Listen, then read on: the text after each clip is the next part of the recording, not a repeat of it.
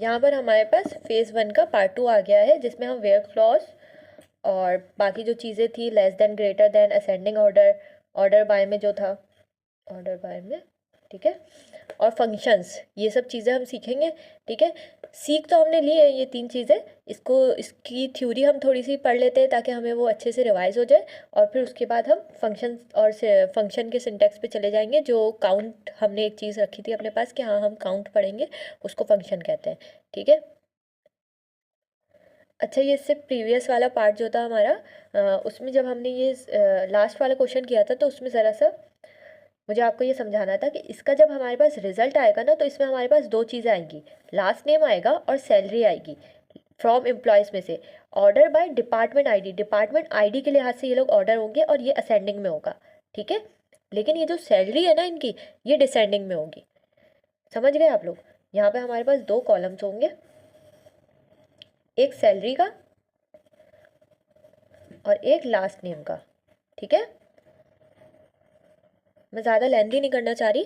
ठीक है, फिर उसके बाद इसमें जो डिपार्टमेंट आईडी है, जो आईडी होगी ना, वो हमारे पास डिपार्टमेंट आईडी शो नहीं होगी, लेकिन उसके ऑर्डर में ये जो नेम्स हैं वो अलाइन होंगे, और ये जो सैलरी है वो डिसेंडिंग ऑर्डर में अलाइन होगी, क्योंकि यहाँ पर हमने डिसेंडिंग लगाया है। ठीक है ना, जैसे जिसकी सबसे ज़्यादा, जैसे जो 2 चीज़ें एक साथ टकरा जाएंगी ना, department ID, same department ID के लोग टकरा गए, ठीक है ना, वो लोग आएंगे पहले अपनी सबसे ज़्यादा सैलरीज के साथ, और फिर ज़्यादा से लो होती रहेगी सैलरी, क्योंकि डिसेंडिंग का मतलब होता है ऊपर से नीचे की तरफ जाना, और असेंडिंग नॉर्मल ऊपर छोटे से बड़े की तरफ जाना। ठीक है, ये असेंडिंग हो गया। अब वेयर क्लॉज हमने सीखा हुआ है, फिर भी हम समझ लेते हैं। Where clause is use to filter records based on a condition. ठीक है, वेयर क्लॉज कंडीशन के बेस्ड पे होता है, इसमें फिल्टर होते हैं रिकॉर्ड्स। ठीक है ना, सिलेक्ट के बाद आता है और ऑर्डर बाय से पहले आता है, ये इसका रूल है। और यूज़ जब स्पेसिफिक ऑर्डर चाहिए हो हमें, ठीक है ना, जैसे किसी कॉलम में से स्पेसिफिक चाहिए, लास्ट नेम कुछ हो तो चाहिए, या जैसे किसी की सैलरी उसमें चाहिए, तो ऐसा होता है हमारे पास। ठीक है ना, फिर उसके बाद आ जाता है less than and greater than. ठीक है ना, this operator are use to compare numeric values in conditions. ठीक है, इसमें रिकॉर्ड फिल्टर होते हैं, लेकिन कंपैरिजन नंबर बेस्ड होता है। मतलब इसमें मोस्टली जो है ना न्यूमेरिक वैल्यू यूज होती है, क्योंकि इसमें numbers, marks, age, salary, grades नहीं, परसेंटेज, ये सब जो है ना कंपेयर किए जाते हैं इसके ज़रिए से। इसमें हम नंबर्स कंपेयर नहीं कर सकते, मोस्टली नहीं होता, लेकिन क्या बोलते हैं, रेयर केसेस में हो गया तो हो गया। फिर उसके बाद आ जाता है ascending and descending order by. Order by में जो असेंडिंग और डिसेंडिंग हमने पढ़ा था। अब इसमें क्या होता है, इसमें हमारे पास order by clause is use to sort the result set.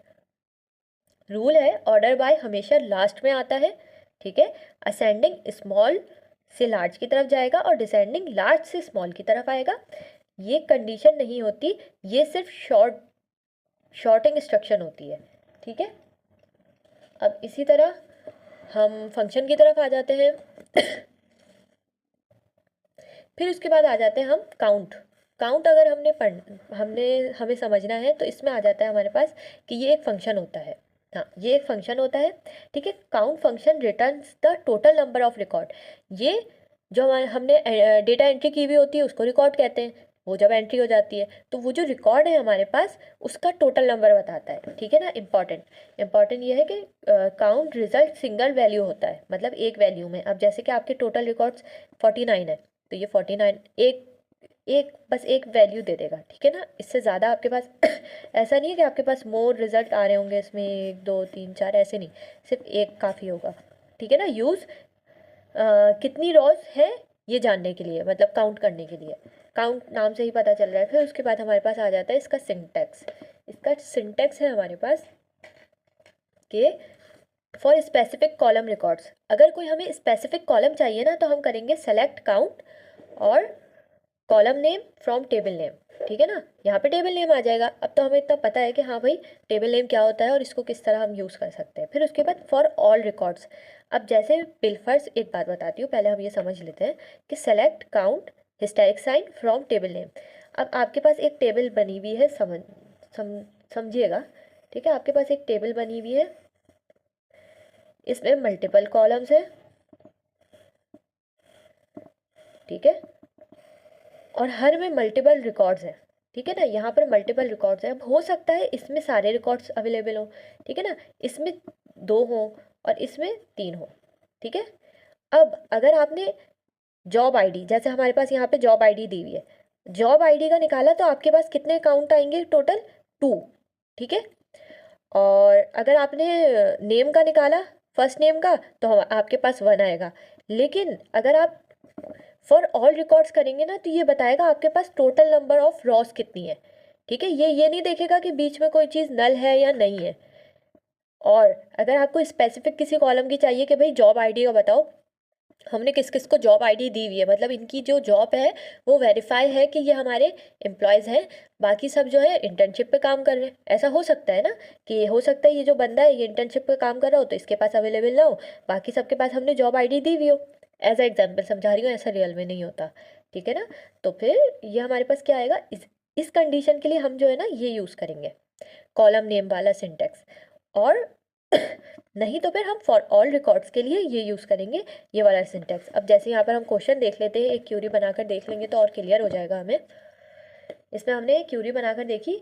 Question हमसे कह रहा है write an SQL query to count the total number of customers in the customer table, ठीक है ना।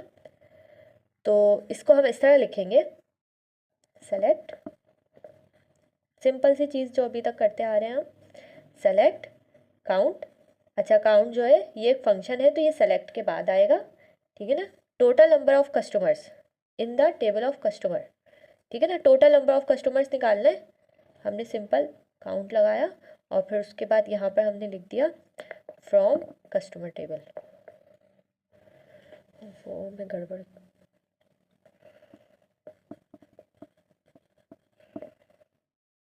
टेबल नेम हमारे पास कस्टमर आ गया